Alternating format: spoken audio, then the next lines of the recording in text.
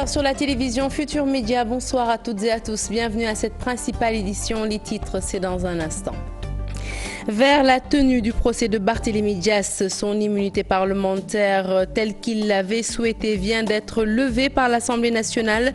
62 députés ont voté pour. Les parlementaires ont suivi les recommandations de la commission ad hoc présidée par Moustapha Diakhaté. Sit-in des pharmaciens du privé devant les locaux de l'Ordre national des pharmaciens du Sénégal. Ils ont crié leur colère suite au meurtre de leurs collègues à Ndioum. Ils exigent le renforcement de la sécurité au niveau de leurs officines et le durcissement des sanctions à l'encontre des malfaiteurs. SOS Consommateurs rejette l'accord entre l'État et la Sonatel selon Maître Massorna Kane. Ces accords qui portent sur le renouvellement de la licence Sonatel ne sont pas valables.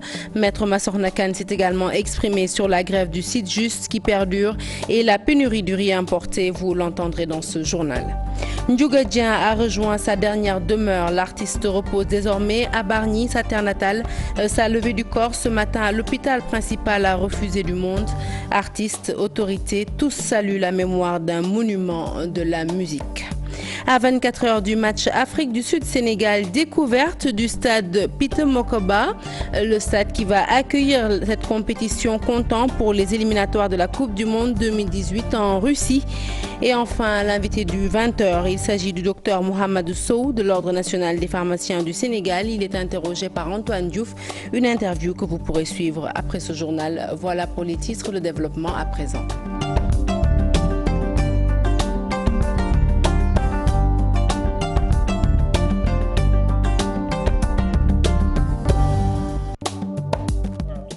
Bonsoir à toutes et à tous. Eh bien, sans surprise, l'immunité parlementaire du maire de Sacré-Cœur Mermoz, Barthélémy Dias, a été levée. Ainsi, en a décidé l'Assemblée nationale qui s'est réunie en plénière. 62 députés ont voté pour, 14 contre et 4 se sont abstenus.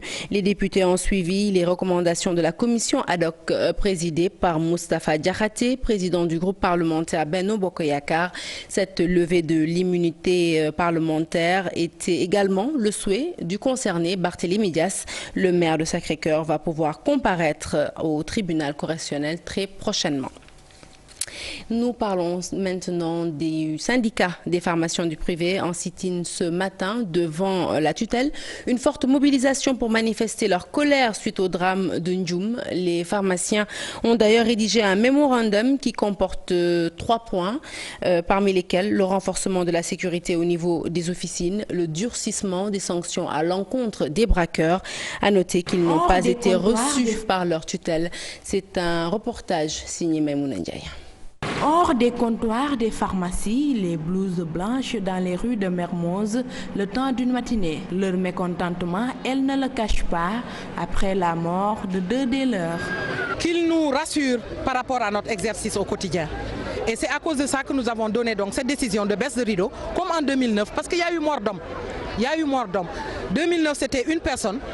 2016, c'est 2 personnes. On ne va pas s'arrêter là à compter nos morts et à exposer nos employés. Leur doléance, ces pharmaciens l'ont résumé dans un mémorandum. Nous avons demandé que nous pouvons déposer les plannings de garde, et on l'a déjà fait même dans les régions, auprès des gendarmeries et des commissariats aux alentours. Ils ont les plannings de garde des pharmacies. On demande juste qu'ils renforcent les rotations par rapport à ces pharmacies de garde pour que ça soit dissuasif. Le deuxième point, c'est la conséquence de ces cambriolages. La conséquence, c'est quoi? Alimenter le marché parallèle. Quand on cambriole, c'est pour prendre des médicaments. C'est vrai qu'ils prennent de l'argent, mais ils prennent aussi des médicaments. Et comme je l'ai dit, ce n'est pas n'importe quel médicament qu'ils prennent, ce n'est pas les sirops qu'ils prennent, c'est une certaine classe de médicaments et ils savent où les écouler. Et nous disons que si on tarit ces sources de vente illicite de médicaments, les cambriolages vont s'arrêter d'eux-mêmes. Le 3e point de ce mémorandum, le durcissement des sanctions à l'endroit des braqueurs de pharmacie. Quand la police saisit des médicaments, quand on arrête quelqu'un parce qu'il vend un médicament et qui n'est pas pharmacien, qu'on ne s'arrête pas à dire comme... Parce que les textes ont prévu plus lourd, hein, mais ce qu'on a remarqué, c'est que les sanctions sont très légères. C'est des 15 jours de prison, c'est des 20 000 francs d'amende. Et vraiment, ce n'est pas ça qui va faire la dissuasion. Nous voulons qu'on renforce les sanctions. Le syndicat des pharmaciens du privé compte tenir une assemblée générale ce samedi, une réunion d'évaluation qui va déterminer le nouveau plan d'action à suivre. Maître Massorne Kane compatit à la douleur des pharmaciens après le meurtre de leur collègue à Ndioum. Toutefois, le président de SOS Consommateurs n'approuve pas la fermeture des officines durant la journée. Il demande à l'État de venir en appui à ces pharmaciens qui accomplissent une mission de service public.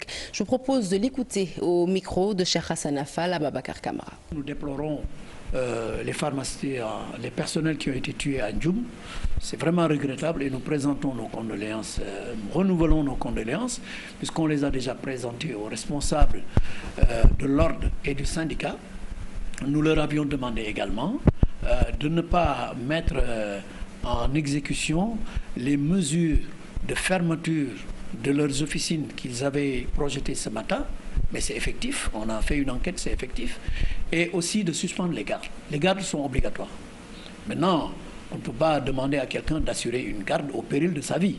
Donc nous demandons à l'État de faire en sorte de les aider, de les soutenir dans le règlement de ces questions de sécurité dans les pharmacies pour les gardes de nuit. Et nous restons avec SOS Consommateurs qui annonce des poursuites judiciaires contre les accords entre l'État et Sonatel. Selon le président que vous venez de voir sur ces images, Maître Massorne Kane, eh bien, ces accords ne sont pas valables. Maître Massorne Kane s'est aussi exprimé au sujet des grèves du Sytjust et la pénurie de riz importé. Reportage toujours signé Cheikh Hassan Affal. SOS Consommateurs dit non aux accords entre l'État du Sénégal et la Sonatel. Le président de l'association annonce des poursuites judiciaires. Pourquoi l'État du Sénégal viole ses propres textes pour permettre à la Sonatel, en contrepartie de 100 milliards seulement, de pouvoir faire un bénéfice de 2835 milliards sur 17 ans où il n'y a plus de compétition. C'est pourquoi au niveau de SOS Consommateurs, nous avons attaqué toutes ces décisions. D'abord le protocole qui a été signé entre l'État et la Sonatel le 17 juin 2016, la convention de renouvellement qui a renouvelé la licence globale et l'a couplée à la 4G pour 17 ans, et le décret d'approbation qui a été pris par le président de la République, nous l'avons attaqué en annulation devant la Cour suprême. Maître Massorne Kane fustige la stratégie de lutte du Sytjust. Pour ce qui est du fonctionnement de la justice, il y a eu des grèves. La semaine passée, 72 heures de grève du Sytjust. Cette semaine encore, 72 heures, c'est trop.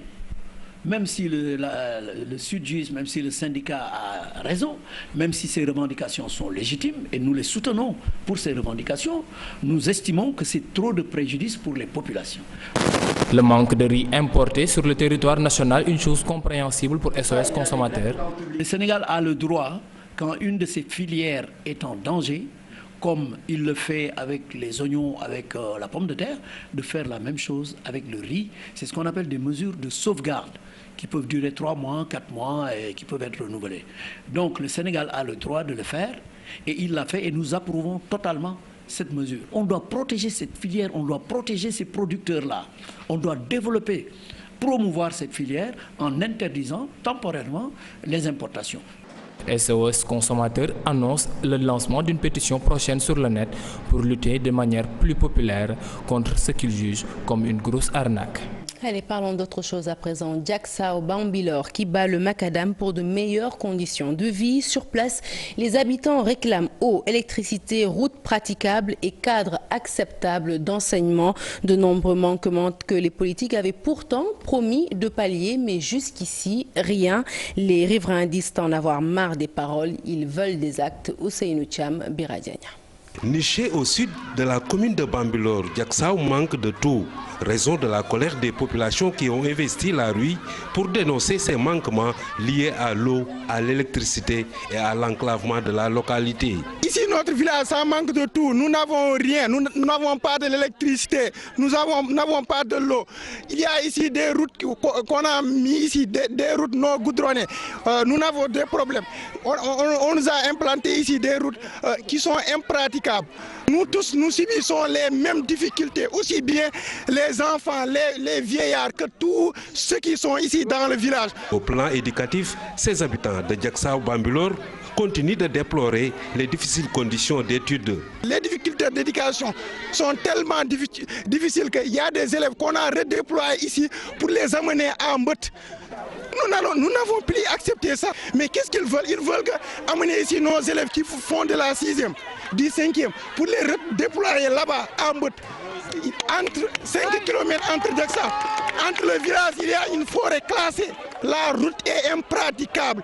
Et ce sont des petites filles. Et les filles ne peuvent pas quitter ici pour aller là-bas. Et nous disons que ça suffit. Dépitées par cette situation, les populations décident de ne plus participer à aucune élection et déclarent persona non grata aux politiciens de la zone. Louga, cette fois-ci pour parler de cette caravane de sensibilisation contre les mariages précoces. Elle a sillonné la ville pour convaincre les populations de rompre avec ces pratiques néfastes qui restent la première cause d'abandon scolaire chez les jeunes filles. Nous écoutons à ce propos Aram Koumbafal. Elle est chef du service régional de développement social et communautaire. Elle est au micro de Tcherno-Fall. Le problème que nous avons ici à Louga, c'est le problème lié au mariage des enfants, les mariages précoces. Pour dire que presque chaque mois, vraiment, on assiste à des cas. Parce que le plus souvent, c'est des jeunes filles qui sont à l'école, peut-être 14, 15 ans parfois, moins de 16 ans, qu'on retire de l'école pour les donner en mariage. Et avec tout ce qu'il y a comme conséquence au plan sanitaire, économique, social et tout, pour dire que, et aussi, pour les raisons le plus souvent, parfois il y a des raisons d'ordre économique, parfois il y a des raisons d'ordre socioculturel. Ce que je dis aux parents, vraiment, surtout par rapport au mariage des enfants, c'est de les laisser continuer. Aussi, même pour les filles qui ne sont pas à l'école, de ne pas les donner en mariage avant vraiment 16 ans. Et puis dans le même registre, mais cette fois-ci à Goudomp, dans la région de Sédhiou, grossesse et mariage précoce sont les principales causes d'abandon de l'école par les jeunes filles. Des jeunes filles qui aujourd'hui souhaitent poursuivre leurs études. Toutefois, leur apprentissage bute également sur un manque accru d'infrastructures. Bakary Conté, Salassambe pour la correspondance. Chaque année, beaucoup de jeunes filles abandonnent l'école à cause des grossesses précoces, mariages forcés, entre autres mariages précoces, dans le département de Goudomp. Aujourd'hui, les filles sont laissées en rate. La scolarisation des filles n'avance pas. Raison pour laquelle le choix s'est retombé sur les filles. Parce que vous voyez, il y a les mariages précoces, il y a les grossesses précoces, il y a les viols. Tout ça s'est retombé sur des filles. Donc, raison pour laquelle le PAEF a choisi des filles pour l'amélioration de ses études. Karumbu souffre d'un manque criard de table-banc, d'enseignants et de salles de classe. Le problème que nous avons, c'est le problème de table-banc. Aujourd'hui, nous avons beaucoup d'enfants, mais les tables-bancs n'ont pas suivi. Ils s'assoient à 2, à 3, à 4 dans les petites classes. Donc là, vraiment, nous lançons un appel à l'État. Nous n'avons également pas de salle de classe. Aujourd'hui, pour une école qui est née en 61, nous n'avons que 3 salles construites. Nous voulons vraiment que l'État nous appuie en salle de classe. Vous voyez ces abris, ces bâtiments en banco que la population a construits. Ça ne suffit pas et vraiment c'est un déficit à déplorer. Il y a également un déficit de 3 enseignants à l'école. Nous ne pouvons pas gérer les classes double flux où il y a plus de 100 élèves. Ce serait difficile, la qualité ne pourra pas suivre. Pour une première, l'école de Karumbu vient de bénéficier d'un vaste programme de renforcement de cours, mais aussi des tenues pour les élèves en programme de PAEF+. Allez, parlons à présent de cette cérémonie d'ouverture de la réunion ministérielle sur l'approche Une seule santé. 37 ministres et des experts des pays de l'Afrique de l'Ouest y ont assisté. Ils réfléchissent pour apporter des réponses adaptées à la lutte contre les zoonoses, mais aussi les menaces de santé publique connexes. Le Premier ministre a présidé la cérémonie d'ouverture. Mohamed Boun Abdallah Dionne a rappelé ce matin l'engagement du Sénégal qui a déjà mis en place sa plateforme Une seule santé et qui s'engage dorénavant à mettre en œuvre les différentes conclusions qui émaneront de cette réunion ministérielle. Je vous propose d'écouter le Premier ministre Mohamed Boun Abdallah Dionne. Il est au micro de Al-Hassan Ba. La santé que peuvent s'offrir les hommes pour vivre, ils se doivent désormais et impérativement de la procurer aux autres êtres vivants, principalement aux animaux. Les récentes épidémies en Afrique de l'Ouest, notamment maladie à virus Ebola, fièvre de la vallée du Rift, grippe aviaire, etc., avec leurs corollaires de victimes humaines et animales, leurs répercussions sociales et économiques, auront fini de convaincre les plus sceptiques sur l'impérieuse nécessité de la collaboration entre les secteurs de la santé humaine, de la santé animale et de l'environnement. L'objectif est de rendre le monde plus sûr, plus sécurisé, en permettant à nos pays de renforcer leur capacité à prévenir, à détecter et à répondre à temps à tout risque pouvant affecter la sécurité sanitaire. Ceci est une question d'actualité, une exigence plus que nécessaire. Et c'est dans ce contexte que le Sénégal a mis en place sa plateforme One Health. Je voudrais d'ores et déjà vous assurer de l'engagement de la République du Sénégal à la mise en œuvre de vos conclusions pour une réalisation concrète de toute l'ambition que porte cet important projet. Une fois n'est pas coutume, nous vous narrons l'histoire de ce ressortissant marocain qui vient d'entamer une grève de la faim devant les locaux de l'ambassade du Maroc à Dakar. Azou Hassan, c'est son nom. Il déplore les lenteurs administratives constatées dans la délivrance de certains papiers consulaires aux ressortissants marocains. Il interpelle le roi Mohamed VI en visite à Dakar. Il l'appelle à revoir le fonctionnement de l'ambassade du Maroc au Sénégal. Pape Faraning, Younous Diatta l'ont rencontré. Devant les grilles de l'ambassade du Maroc au Sénégal, un note particulier, cet homme d'affaires marocain observe une grève de la faim illimitée. Azou Hassan proteste ainsi contre ce qu'il qualifie de lenteurs administratives. Je reste dans un grève de faim. Les papiers, je veux enregistrer dans l'ambassade, je veux voir mes papiers là-bas. Il m'a refusé, il m'a ajouté ailleurs. Carte consulaire, l'acte d'essence, j'ai besoin de beaucoup de papiers chez notre ambassade. Azou Hassan interpelle le roi Mohamed VI actuellement en visite à Dakar. Maintenant, je demande au roi Mohamed VI de voir les choses, comment ça se passe chez lui. Sinon, je veux mourir. Vous allez faire grève de la faim combien de jours? Jusqu'à la fin. Je ne peux pas arrêter jusqu'à Mohamed, c'est exactement qui va me régler mes choses. Quelques essences de propos dans la colère, des empoignades par moment. La sécurité de la chancellerie finit par s'accorder avec l'homme d'affaires. Azou Hassan continue sa grève de la faim devant les locaux de l'ambassade du Maroc à Dakar. Et puis nous vous l'annoncions hier soir, le monument de l'orchestre Baobab Ndjougadien repose désormais à Bargny, terre de sa naissance. Une grosse perte pour le monde de la musique sénégalaise. La dimension multiple de l'homme a été mise en exergue par les artistes mais aussi les autorités ce matin. C'était lors de sa levée du corps à l'hôpital principal de Dakar et c'était en présence de nos reporters Younous Diatta et Souleymane Touré. Moi, chaque 5 heures du matin, pour nous julli.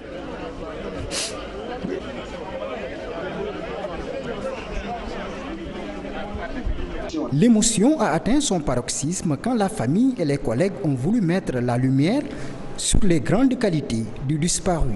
Nous, avant qu'on soit connus, avant qu'on ait la parole, Ndjouga était déjà connu. Il a affronté les scènes bien avant nous. Nous avons appris avec lui. Je retiens un messager, je retiens un comportement qui, au-delà même de sa personne, sert à toute la communauté artistique. C'était un grand musulman, un bon musulman. Ndjouga, on a eu à voyager pas mal de fois, mais à chaque fois, comme disait son fils, Ndjouga n'était pas prié dans les aéroports. Ce qu'on retient de l'homme, un homme d'une extrême générosité, d'une très grande humilité, un homme de valeur et de vertu. Né en 1947 à Bargny, Ndjougadien est parti à jamais avec sa voix, une voix d'or qui a bercé les cœurs des mélomanes. Nous sommes dans les années 70. Sur scène, ce qui m'a marqué chez Ndjougadien, c'est qu'il savait qu'il n'était plus griot, qu'il était artiste et il jouait sa partition d'artiste. Et en coulisses, quand on préparait ses concerts, quand il devait monter sur scène et qu'on le préparait, Il avait des attitudes professionnelles de concentration qui font que lorsqu'il montrait sur scène, ses gestes étaient élégants. Des mots pour dire qu'il n'y a rien de plus vrai que la mort. C'est divin ça. Les gens ne comprennent pas les artistes, mais ça c'est divin. C'est venu du bon Dieu. Des mots, ça va rester éternellement jusqu'à la fin du monde. Tous ces textes, quand on médite bien aujourd'hui, on va y revenir et c'est à méditer ces textes. À 69 ans, le soleil s'est couché sur le grand baobab, emportant avec lui sa voix d'or. Amis, famille et le monde de la culture continuent de s'en remettre à Dieu, l'Éternel. Que Dieu l'accueille dans son paradis céleste. Nous parlons de sport, cette fois-ci pour aller à la découverte du stade de Peter Mokoba qui va accueillir la rencontre entre les Lions de la Teranga et les Bafana Bafana. Un stade de 46 000 places qui a accueilli des matchs de la Coupe du Monde de 2010. Il porte le nom d'un héros de la lutte anti-apartheid dans une ville dont les populations aiment particulièrement le football. Présentation du stade de la ville de Polokwane, c'est avec Mamfatundo et Hamza Diallo, nos envoyés sur place. Sur place. Mokaba, un stade de 46 000 places qui accueillera le match entre Lions de la Teranga et Bafana Bafana. Ce stade porte d'ailleurs le nom d'un héros de la lutte contre l'apartheid. La construction du Peter Mokaba Stadium remonte à 2006. Le site a d'ailleurs accueilli des matchs de la Coupe du Monde organisés en Afrique du Sud. Ce stade a accueilli plusieurs matchs de la Coupe du Monde organisés chez nous. Argentine-Grèce, France-Mexique, Paraguay, Nouvelle-Zélande, Algérie, Slovénie. L'architecture du stade fait penser à un baobab, normal puisque l'arbre est le symbole de la région de Limpopo.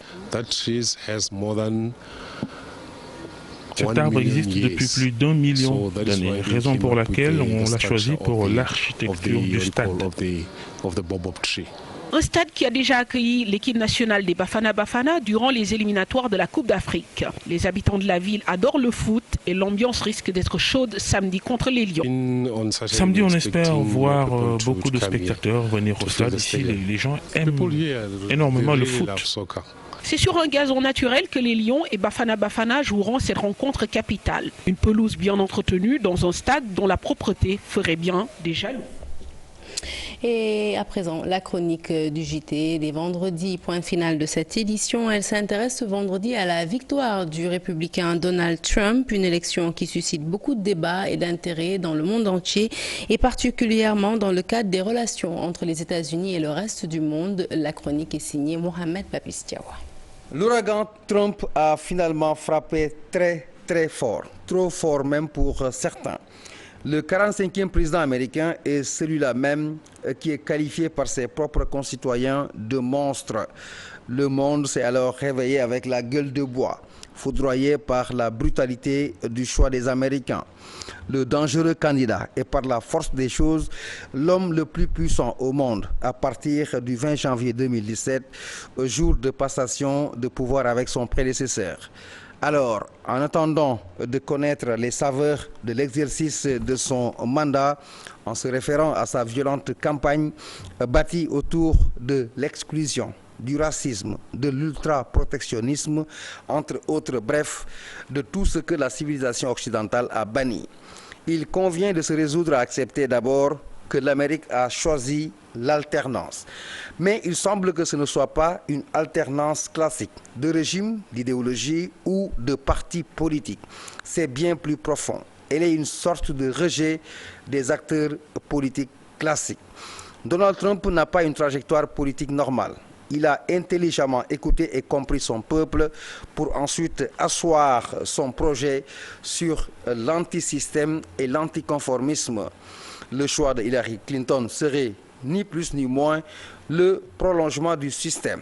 Un système qui en vérité n'a jamais réglé les besoins primaires des Américains parce que élitiste est très orienté vers son leadership mondial qui lui prend beaucoup de temps et beaucoup d'argent en plus. Désormais, la priorité des priorités de l'Amérique, c'est juste l'Amérique. Et si on parlait de notre chère Afrique dans ce lendemain d'incertitude, comme défini par le président Hollande, il faut d'abord relever qu'elle n'a figuré nulle part dans le discours de campagne du nouveau président des Américains. L'Afrique ne devrait surtout pas verser dans une allégeance aveugle qui serait sans suite certainement. Il serait courageux pour le continent d'imaginer des initiatives pour rompre avec la surdépendance, étant entendu que la mondialisation a fini de montrer qu'elle est loin d'être la solution à notre développement. Papis Diaw, merci. Merci à vous également de nous avoir suivis. Prochain rendez-vous de l'information, le tout en images à 0h. L'info qui continue sur votre site www.igfm.sn. Et tout de suite, permanent, c'est avec Bouba qui vient de nous rejoindre dans les studios. Bonsoir Bouba. Bonsoir Sarah, et tu reviens demain, n'est-ce pas? Inch'Allah. Donc le rendez-vous est fixé avec Sarah pour l'information sur la télévision Futur Média. Dans un instant, nous parlons du mouvement d'humeur des pharmaciens du Sénégal qui réclament beaucoup plus de sécurité. C'est dans un instant.